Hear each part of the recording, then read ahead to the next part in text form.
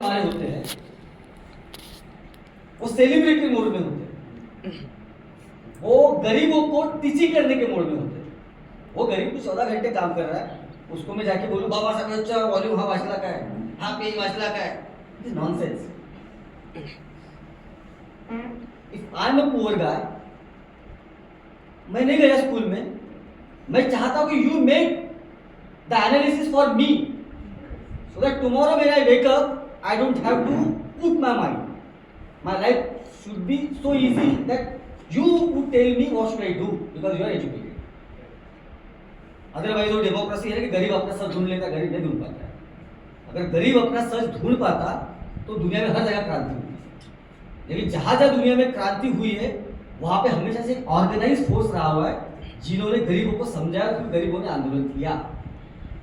Schedule caste का पढ़े लिखे तबके का ये एक जिम्मेदारी थी कि वो अपने आंदोलन को, अपने मूवमेंट को उस तर्ज पे लेके आए।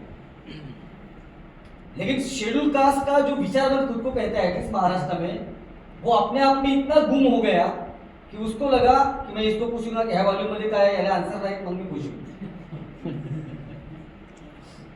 या वो प्रीचिंग मोड में चला गया, तुम्ही इधर काय। जैसे मैं एक बार एक डिबेट में था ड्यूरिंग माय एमए डेज, एक अपर कास्ट था और वो लेन तो होते ही है, तो वो बोलने लगा कि यार राहुल तेरे को पता है तू इतना गरीबों के बारे में बात करता है हमेशा। मैं कल फील्ड वर्क में गया, ये लोग दारू पी के पड़े रहते हैं तो ये गरीब ने तो क्या करेंगे यार। मैंने बोला हाँ, बोला दारू तो जिस बंदे के साथ में काम करता था जिसके घर में, वो भी पीता है, वो तो गरीब नहीं, या वो तो नहीं मरता है। मैं बात दारू पीने ना पीने की नहीं कह रहा, मैं बात कर रहा हूं कि समाज में एक एटीट्यूड है कि blame poor for their poverty. जैसे विमेन के साथ भी होता है ना, तुम्हारे साथ बुरा इसलिए भी तुम बाहर गई थी छोटे कपड़े पहन। So blame those who are suffering.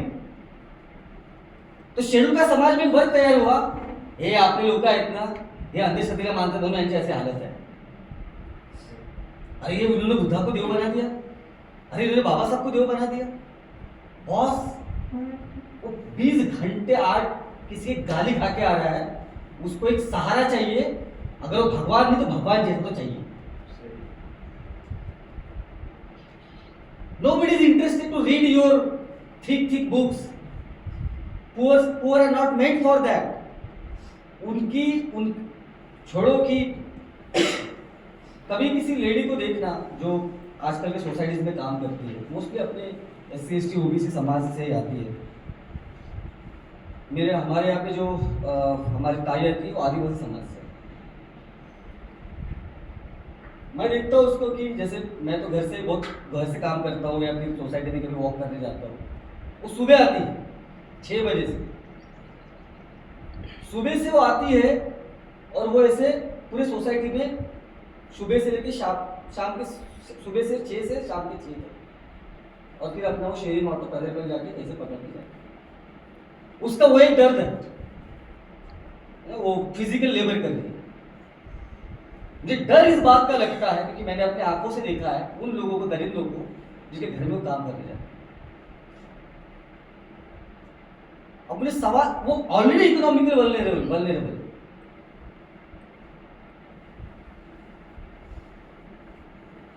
तो वो केवल अपना फिजिकल लेबर नहीं पुट कर रही है।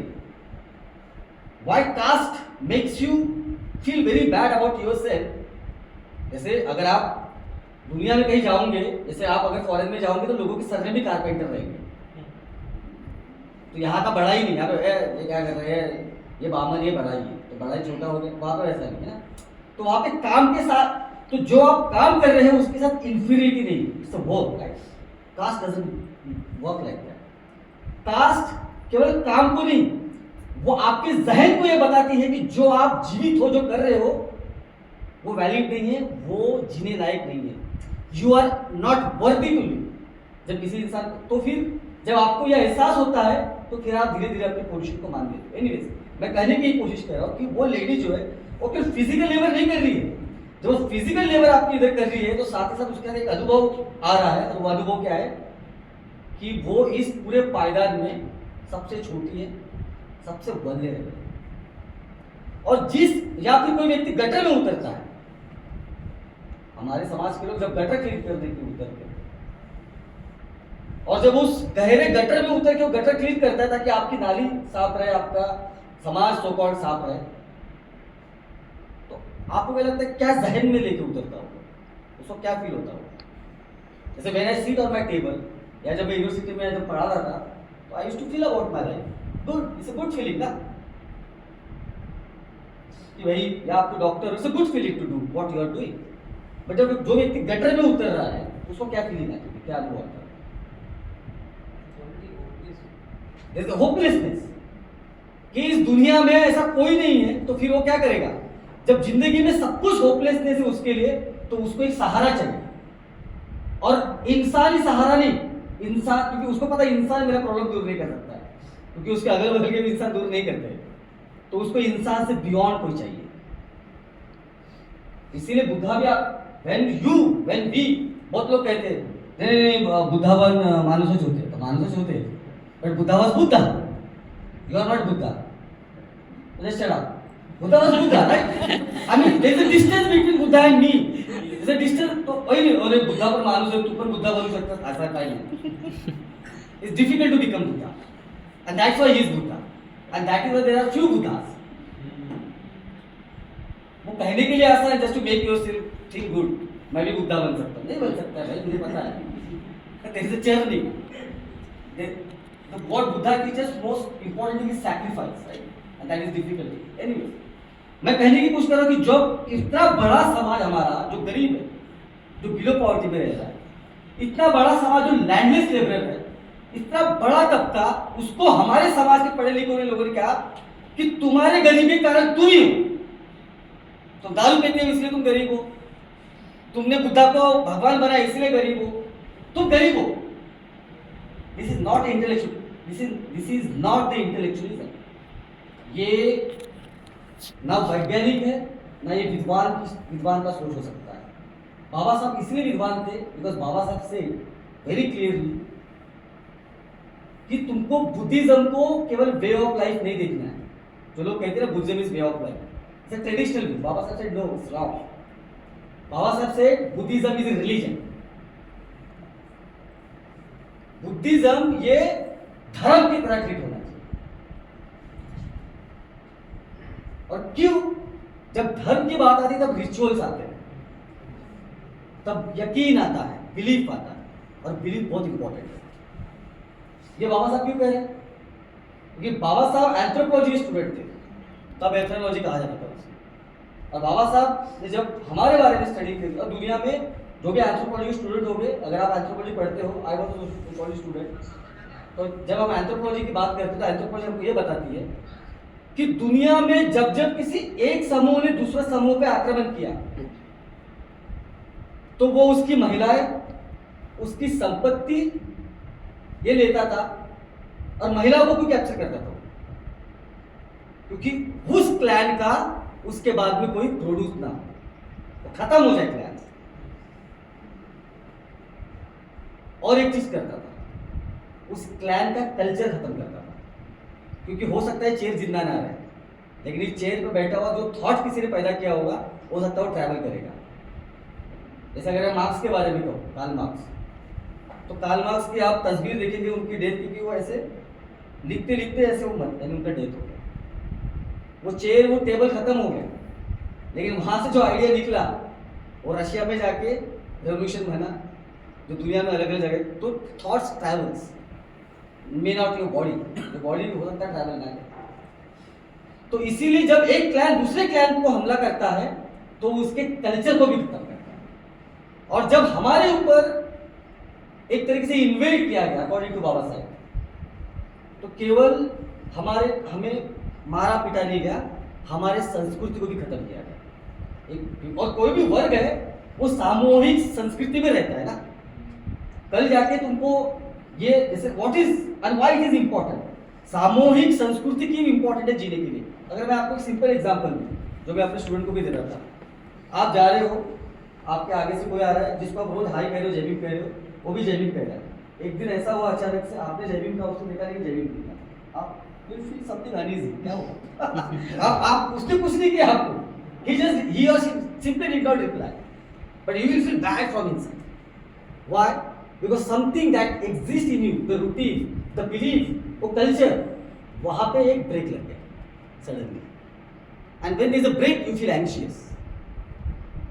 अब मुझे बता, इतने बड़ा समूह जिसके कल्चर को ही खत्म किया है, बाबा साहब बोलते हैं यू आर बुद्धिस्ट, मतलब बुद्धिस्ट तो उसके कुछ रिचुअल्स है, उसके कुछ बिलीफ है, कलेक्टिव बिलीफ है, सामूहिक संस्कृति है, तो आपके संस्कृति को भी खत्म किया। तो बाबा साहब कहते हैं कि दुनिया में बाहर देशों में, यूरोप में, इवन मिडल ईस्ट में, बाकी जगह पे जब एक क्लैन दूसरे क्लैन पे हमला करता था, उसे कल्चर को भी खत्म करता था, यहाँ पे भी हमारे साथ वो हुआ, लेकिन यहाँ पे अनोखी चीज हुआ हमारे साथ। इनको जब लगा कि ये बुद्धिस्ट कल्चर जो है, जिनको आज अछूत के जो पहले के बुद्धिस्ट थे, इनका जब ये कल्चर खत्म नहीं हो रहा है, तो उन्होंने एक चीज पैदा की, वो था कंटेम्प्ट। कंटेम्प्ट का मुझे कोई सिनोनिमस वर्ड इंग्लिश में नहीं मिलता, हाँ गूगल में आता है, लेकिन वो इमोशन नहीं आता है। लेकिन आसान करने के लिए मैं कहूँगा तिरस्कार, और तिरस्कार में कुछ छोटा सा है। जब मैं कंटेम्प्ट कह रहा हूँ, मैं क्या कह रहा हूँ, जैसे जब आप प्यार में होते हो, आज वैसे 40 फरवरी है, सभी को हैप्पी वैलेंटाइन डे। सो तो जब आपको प्यार होता है, जब आप प्यार में होते हो, क्या होता है, I mean your lover is more than a god for you, right? Complete devotion, you are in that emotion होते हो कि आप प्यार में हो। तो आपका जो प्रेमी है वो आसमान है, इसलिए जब पोएट लिखते हैं ना, oh my love like red red rose, चांद का नूर, सब कुछ बना देते हैं, and which is not bad, right? तो थर्ड पर्सन को लगेगा कि ये इज नॉनसेंस और she is doing all drama, but for them it's not drama, that's a feeling, that's pure feeling. तो प्यार में आप छोटी चीज, छोटे तिल को भी बड़ा बना देते हैं ना। इसीलिए बुद्धा का जब करुणा, बुद्धा के प्रति जब लोगों का प्यार आया, तो लोगों ने पहाड़ों को बुद्धा बना दिया, राइट? वो बुद्धा के प्रति प्यार था, लोगों ने पहाड़ों को बुद्धा बना दिया, बमियान जो अफगानिस्तान और दुनिया भर में एग्जाम्पल। यानी भाई मैं क्या करूं, वो ऐसा लगा कि जस्ट इमेजिन, लाइक मेरे साथ उस समय में होता जब I was in my graduation day, कि मैं मेरे फेवरेट पोएट को जब मैंने देखा, जिनको मैं पढ़ता था और जिनको पढ़ के मुझे बहुत ताकत मिलती थी, जब उनको मैंने अपने आंखों के सामने देखा, तो I did not know what to do, he was like a god for me, right? तो वो फीलिंग है कि मैं अभी करूं क्या, तो आप कुछ करते हो। तो प्रेम में, करुणा में आप तिल को पहाड़ बना देते हो, उसका उल्टा है कंटेम्प्ट, तिरस्कार। कितनी भी बड़ी और सुंदर क्यों चीज ना हो, कंटेम्प्ट उसको सबसे दुनिया की घटिया, सबसे छोटी चीज बना, उसका विपरीत है। जितना प्यार चीजों को, तिल को बड़ा करता है, उतने कंटेम्प्ट बड़ी चीज को छोटा करता है। तो इन्होंने, बाबा साहब ये कहते हैं कि दुनिया में एक क्लैन ने दूसरे क्लैन पर हमला किया, उसकी महिलाओं को ये किया और उसको खत्म किया, कल्चर खत्म किया। इन्होंने एक और अनोखी चीज हमारे साथ की, उन्होंने ये कहा कि क्या कल्चर खत्म नहीं हो रहा है, या आइडियाज ट्रैवल कर रही है, ये रोकना है तो क्या करना है। तो बाबा साहब कहते हैं, उन्होंने ये किया कि जहां भी आपको बुद्धिस्ट मॉन्क दिखे, तो वहां पे सबसे पहले नीचे थूको। जहां भी आपको बुद्धिज्म का कुछ भी सुनाई दे, उसको आप सबसे नीचे तौर पे देखो। तो बाबा साहब कहते हैं कि दुनिया में, जैसे मैंने कहा कि एक ने दूसरे पर किया, उनको गुलाम बनाया, सब कुछ किया, इन्होंने कभी गुलाम नहीं बनाया। इन्होंने ये किया कि हमारे कल्चर को खत्म करने के लिए इन्होंने जो कंटेम्प्ट था, इसलिए बाबा साहब बोलते हैं untouchability is a product of a contempt. Contempt for earlier Buddhist, for us. जब तक हम जिंदा है, उनके लिए उनका कंटेम्प्ट के दिमाग में जिंदा है। इसीलिए आपके पास इतने साल तक गुलाम जाति नहीं मानते, अचानक से यूसी में आपने देखा ना, एकदम से आगे आ गए सभी, गोरे काले नाटे खाटे सभी लोग एक साथ आ गए। They showed the unity and they started speaking against us. ये इतना, ये एक दिन की बात नहीं है, this is there and deep seated here. कभी कभी मुझे बोलने की जरूरत नहीं है। कंटेम्प्ट क्या होता है, और एक एग्जांपल देता हूँ इनका कंटेम्प्ट क्या है। जब आईआईटी में हमारे दलित स्टूडेंट की सुसाइड हुई, तो मैं जेल में था और मेरे कुछ एक्टिविस्ट दोस्त वहाँ से आए हमें मिलने के लिए। तो मैंने पूछा कि भाई क्या हुआ अगले दिन भी कुछ प्रोटेस्ट भी हमारा ये था जेल में कि अगर ऐसा कुछ हुआ तो हम लोग कैंपस बंद कर देते भाई। हमारे हम लोग बक्सा बनाए, हमारी क्लियर अंडरस्टैंडिंग कि भाई हमारे बच्चे के साथ लड़की के साथ कभी कुछ हुआ तो हम बंद कर देंगे, ना हम पढ़ेंगे ना तुमको पढ़ने देंगे। If it is not for us it should not be for you. मैं तो हमेशा कहता था if this university does not allow us to come inside we will burn this university, we should burn. कि अगर एक गरीबों को अंदर नहीं आने दे रही है तो आई डोंट लव यूनिवर्सिटी, इसको जलाओ फेंको। What is the use of for it should not B elite clubs. University ये कोई क्लब नहीं होनी चाहिए ना, क्लब और यूनिवर्सिटी में फर्क है। एनीवे तो मैंने पूछा भाई क्या हुआ उस अगले दिन की, तो बोला भैया कुछ नहीं। बोला कुछ नहीं बोला हम कुछ वहाँ पे तो अलाउ नहीं है ऐसा कुछ करना, आपके जैसा कोई संगठन नहीं है उस तरह के कुछ। बट हुआ क्या, कुछ नहीं, लोग क्लास ले रहे थे। जिस प्रोफेसर के ऊपर आरोप लगाया कि तेरे वजह से कोई बच्चा मरा है, he is coming next day and taking class. अगर मैं आपको पूछूं, आपको बोलूं मैं धनुषी को बोलूं तुझा मुळे मला वाईट वाटलं, धनुषी एनी वन आई टेक या तुम्हारे वजह से किसी की जान गई है, will you be normal next day? आपने किया भी नहीं होगा but will you be normal next day? No. But content helps to do that. Content makes the most ugliest thing normal. दुनिया के सबसे घटिया चीज कंटेंट नॉर्मल करती है। इसीलिए वो प्रोफेसर जिसके ऊपर आरोप लगाए कि तेरे वजह से एक शेड्यूल कास्ट बच्चा मरा है, वो अगले दिन आराम से क्लास ले सकता है। You can't do that, they can do this and they only can do this when you have a content and content therefore मेरे time is unspoken, it just exists deep seated यहाँ पे होता है, वो बिना कुछ किए आप आराम से जिंदगी जी सकते हैं। और ये कंटेंट तब से लेके आज तक इनका जिंदा है ना। लेकिन हमारे समाज का जो इंटेलेक्चुअल है उसको अंदर से ये पता है कि लड़ाई हम हार चुके हैं, और जब उसको लगता है कि लड़ाई हम हार चुके हैं तो भी इस तरह के बहाने बनाता है। बाबा साहब कहते हैं कि true intellectual class is very important and believe you this IAS IPS there are intellectual या हायर लेवल के क्लर्क होते हैं, एक छोटे लेवल के होते हैं, बड़े लेवल है ना।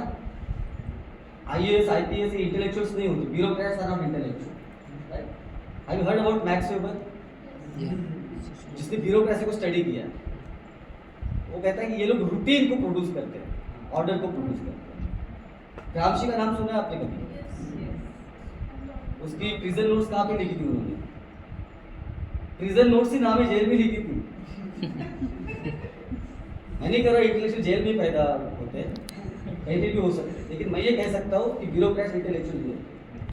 हमने हमारे समाज के ब्यूरोक्रेट्स को इंटेलेक्चुअल मानने लगे। If I am an IAS officer और आपने तन्मय ने मुझे टास्क दिया कि भैया आपको जो है भारत की पॉलिटिकल इकोनॉमी के ऊपर किताब लिखनी है, मैं बोला ठीक है लिख दूंगा। लेकिन क्योंकि मैं आईएएस ऑफिसर हूँ तो क्या आपको लगता है मैं सरकार के विपरीत जाके, या विपरीत थोड़ा बहुत भी गया लेकिन एकदम रेडिकल जाके एनालिसिस करके आपको दे सकता हूँ? So the very moment you sit on that chair you submit to the authority, right? So there you lose your ideas. So the bureaucrats are not intellectual because they are not free to think. The thinkers are different. Baba Sahib was not bureaucrat. That's why he could think. And that is why Baba Sahib could tell Gandhi that you are no Mahatma. You are a useless person. Because Baba Sahib was free to think. And when you are free to think, you are free to say things. जब आप सोचने में आजाद होते हो तो आप बोलने में भी आपकी आजादी है। जो लोग आजाद नहीं सोच सकते, ब्यूरोक्रेट जब आजाद ही तरीके से सोच नहीं सकता है तो वो आजाद तरीके से बोल कैसे पाएगा? माननीय मंत्री जी आने में आइए, स्वागत करते ऑल दैट नॉनसेंस। तो ये ब्यूरोक्रेट्स को हमने क्या किया, इनको हमने विद्वान बना दिया और इनकी किताबें लिखी हुई, उससे हमने सोचा कि मूवमेंट चलेगा। No, they will not produce a movement. And that's what happened when BAMSEP was formed. BAMSEP is a good organization. But जब कांशीराम साहब ने BAMSEP के बाकी लोगों को बोला कि भाई आपका ये जो एम्प्लॉयमेंट है, सरकारी एम्प्लॉयमेंट, ये हमको बाधा डाल रहा है। क्या बाधा डाल रहा है?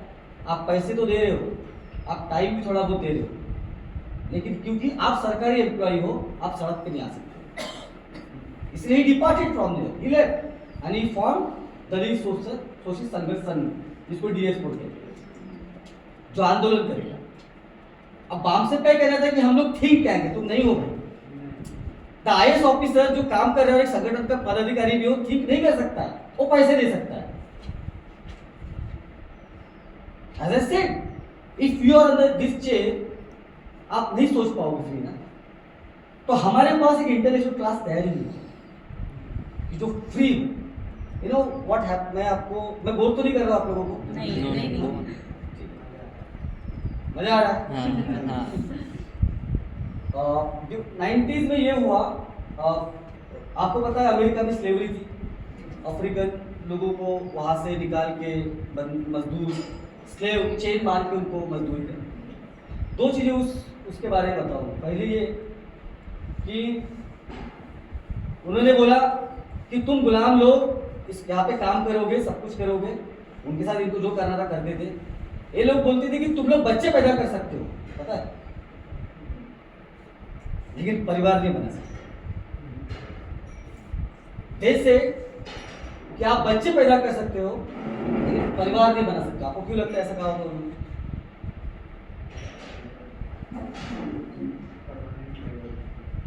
जब आप परिवार बनाते हो ना तो पहला यूनिट बनता है और कलेक्टिव तैयार होता है। और परिवार, एक परिवार, दो परिवार, 10 परिवार, समाज बनता है।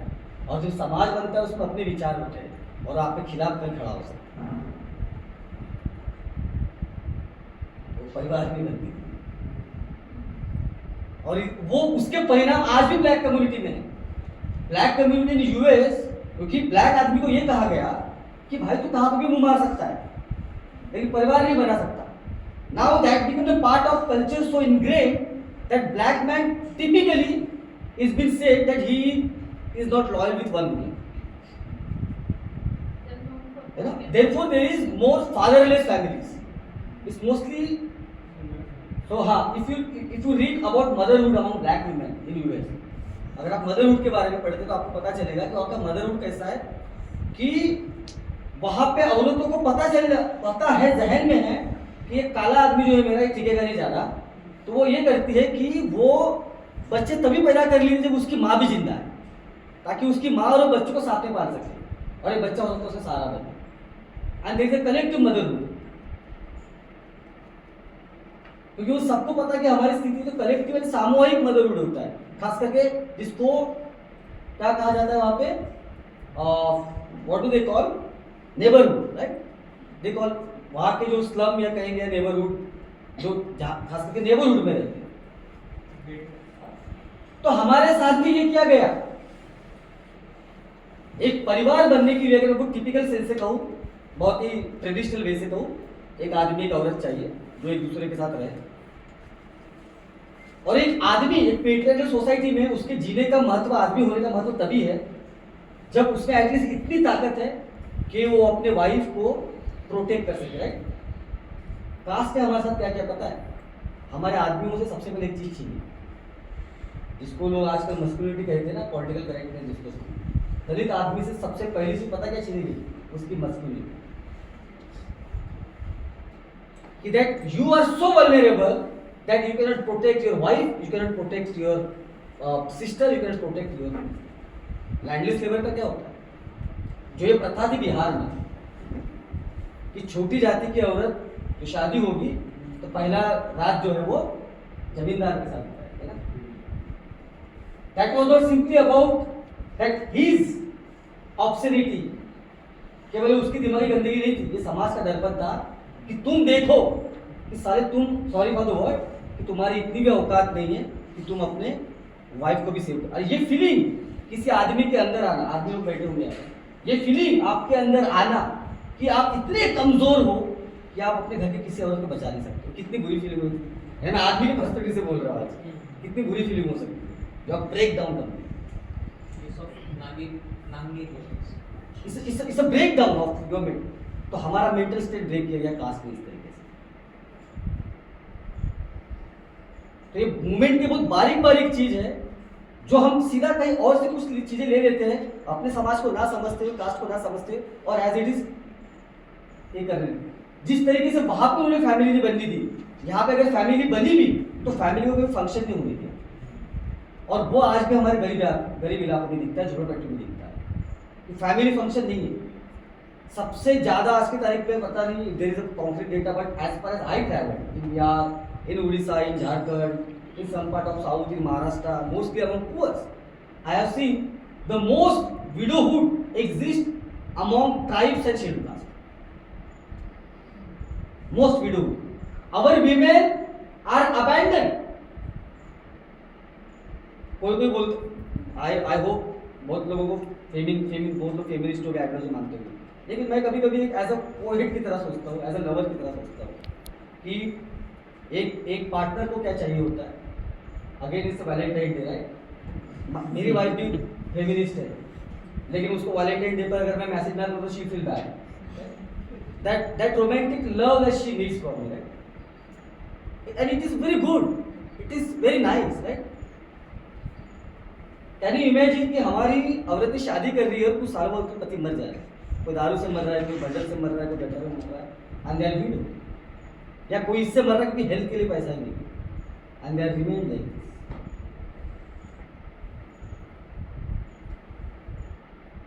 Now me, educated PhD guy, is going to my slum and telling my people, hey, तुमने वॉल्यूम पढ़ा क्या 24? तुम्ही मूर्ख आहे कारण तुम्ही बाबासाहेबाला ते नाही वाचलं, अरे तुम्ही बुद्धाला भावा, this is nonsense, right. The situation is worse, is bad, and that is why I say we don't have intellectual, true intellectual class. We have bureaucrats, we have managers. तो ये हमारी स्थिति। अगेन ब्लैक के बारे में मैं example दे रहा था आपको। तो 19वीं सदी में जब अमेरिका में इंडस्ट्रियलाइजेशन बहुत बढ़ने लगा, तो ब्लैक्स जो थे पेरीफेरी में रहते थे वो न्यूयॉर्क के आसपास इलाकों में रहने लगे, और जिन इलाकों में ब्लैक्स रहने लगे, और ये वाइट ओनर थे इंडस्ट्री के, राइट, तो इन्होंने उनको रहने दिया, और जिस इलाकों में रहने लगे वहां पे वाइट अपना घर छोड़ने लग गए, यार ये काले लोग हमारे आसपास रह रहे तो हम छोड़ते हैं, तो वो आगे बढ़े। जिन इलाकों में न्यूयॉर्क में ब्लैक्स रहे उस एरिया को कहा जाता है हरलाम। आपने सुना हरलाम के बारे में? आपका jazz, have you heard about jazz? It came from Harlem. The Black Panther it came from Harlem. James Baldwin का नाम सुना है किसी ने?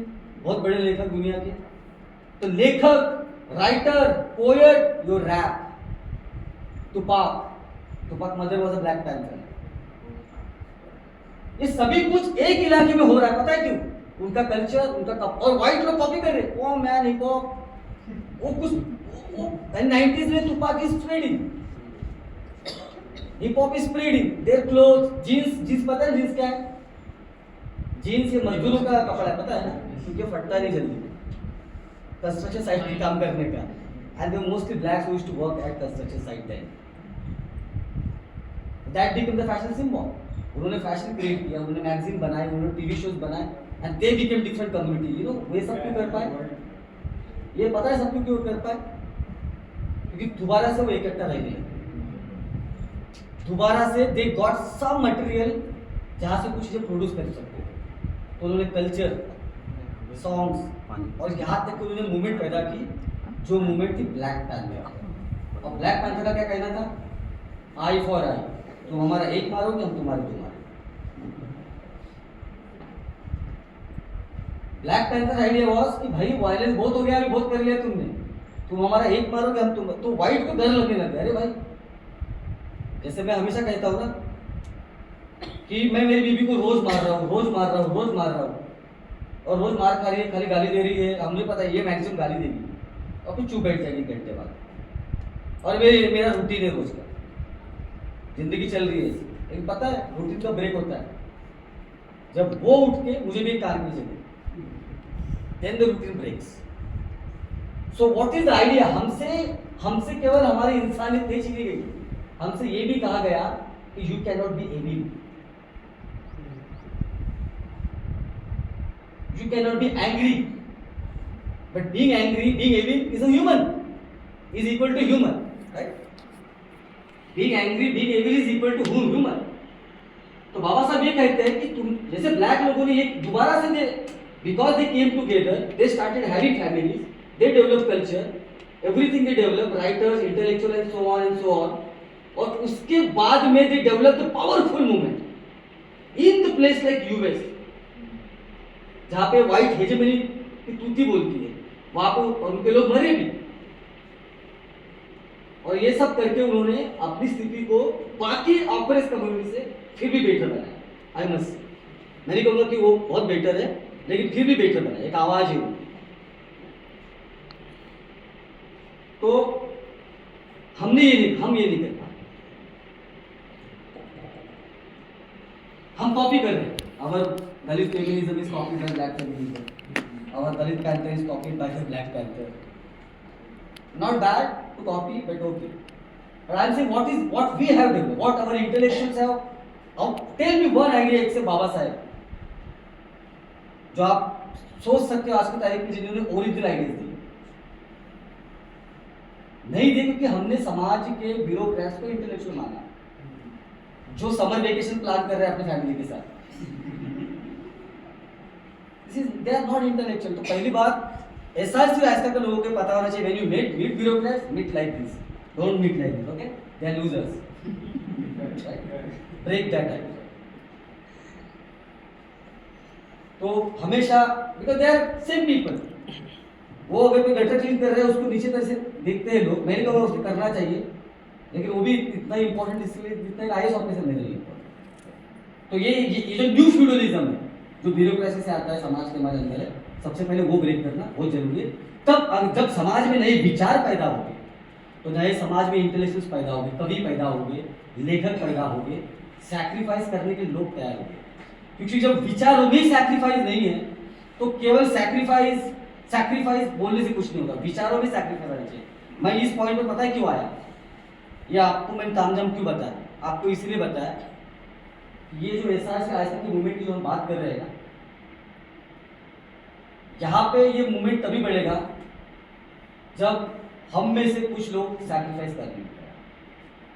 मैंने वहां पे लिखा है, जो लोगों को अपना करियर बनाना है बिल्कुल बनाइए, उनसे कोई घृणा नहीं उनके प्रति, लेकिन मैं बैठे हुए जितने भी यहाँ पे लोग हैं उनको ये कहना चाहता हूँ कि इस संगठन में, इस मूवमेंट में आपका करियर बर्बाद होगा, तो आप पहले सोचिए।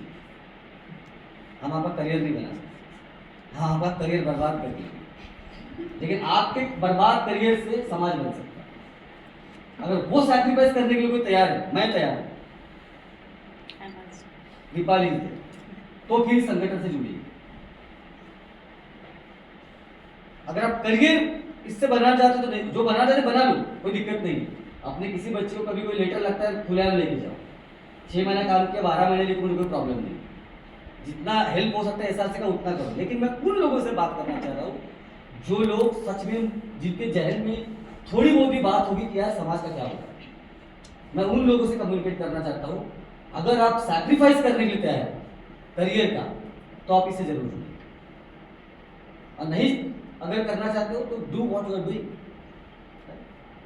लेकिन ये मूवमेंट तभी आगे बढ़ेगी जब फुल टाइम ऐसा कोई हमें लोग चाहिए जो सैक्रिफाइस कर लेते हैं, जिसको नहीं चिंता है। जैसे मुझे कॉल आते रहते हैं, क्या कर रहा है भाई, तेरा पीएचडी है। अभी रिसेंटली महानुभाव का कॉल आया कि why do you join university, नहीं करना था इसलिए मैं छोड़ा, और मैं कोई त्याग नहीं कर रहा हूँ अपने समाज के लिए। मुझे लगता है कि अगर हम में से कुछ लोग त्याग वाले नहीं बनेंगे, अगर हम सैक्रिफाइस नहीं करेंगे तो we are finished, we are done. क्योंकि हमको पता है सबसे, ये जो 14 अप्रैल का सेलिब्रेशन है ना बाबा साहब का, ये केवल असरशत नहीं रहा, अभी इंफिनिटी बन गया है। We have a deep-seated inferiority complex inside us. मग त्याच्या शिवाजी निघते, मग आम्ही पण काढू, and we because of that inferiority we are pouring money, हम लोग पैसा डाल रहे हैं। अरे तुम्हाला माहिती आहे आमच्या सोलापूरची जयंती ती 10 करोडची आहे, नाही आमच्या नागपूरची 15ची आहे। This is all happening because you know that you cannot win the big battle. जब आपको पता है कि आप बड़ी जंग नहीं जीत सकते हो, तो आप छोटी जंग जीतना चाहते हो, और छोटी जंग आप ऐसे जीतते हो, ये ब्लाइंड सेलिब्रेशन से। ये किसी को बोलना कि तूने ये पढ़ा है क्या, बाबा साहब का वो पढ़ा है क्या। हम बड़ी जंग, क्योंकि हमको अंदर से पता बड़ी, लेकिन आइस्का और एसआरसी बड़ी जंग करना चाहता है। We are here to fight, और लड़ाई के लिए हमको सब कुछ चाहिए।